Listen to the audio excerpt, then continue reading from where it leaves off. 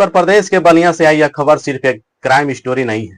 यह भरोसे के टूटने की कहानी है। यह उस वर्दी पर उठते सवाल की कहानी है जिस पर लोग आंख बंद करके विश्वास करते हैं। उभाव थाना क्षेत्र वन विभाग में तैनात दरोगा उग्रसेन कुमार और एक युवती का आरोप है, शादी का वादा किया गया, भरोसा दिलाया गया और उसी भरोसे की आड़ में 8 महीने तक कथित शारीरिक संबंध बनाए गए। सवाल यह है कि अगर आरोप सच है तो क्या यह सिर्फ एक धोखा है या यह सत्ता का और वर्दी के रौब का दुरुपयोग है। पीड़िता कहती है कि जब उनसे शादी की बात पक्की करने को कहा तो उसे धमकी मिली, चुप रहने की धमकी, जान से मार देने की धमकी। आखिर क्यों? अगर नियत साफ थी तो डर किस बात का? अगर रिश्ता सच्चा था तो धमकी क्यों? बीते 3 फरवरी 2026 को तहरीर दी गई और शुरुआत में कार्रवाई को लेकर सवाल उठे, लेकिन जब मामला ऊपर तक पहुंचा है, यानी कि डीआईजी और एसपी के हस्तक्षेप के बाद केस दर्ज हुआ। बीएनएस की धारा 69 और 351 3 के तहत मुकदमा और फिर गिरफ्तारी। लेकिन कहानी यही खत्म नहीं होती है। यह मामला हमें झकझोरता है, क्योंकि जब आम आदमी थाने जाता है तो उसे उम्मीद होती है कि इंसाफ मिलेगी,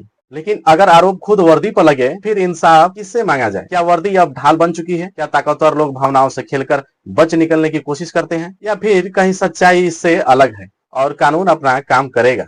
सवाल सिर्फ एक दरोगा का नहीं है, सवाल उस सिस्टम का है जहां भरोसा ही सबसे बड़ी पूंजी है। अगर आरोप झूठे हैं तो सच्चाई सामने आनी चाहिए, अगर आरोप सही है तो सख्त से सख्त सजा होनी चाहिए, क्योंकि समाज तभी बचेगा जब कानून सबके लिए बराबर होगा।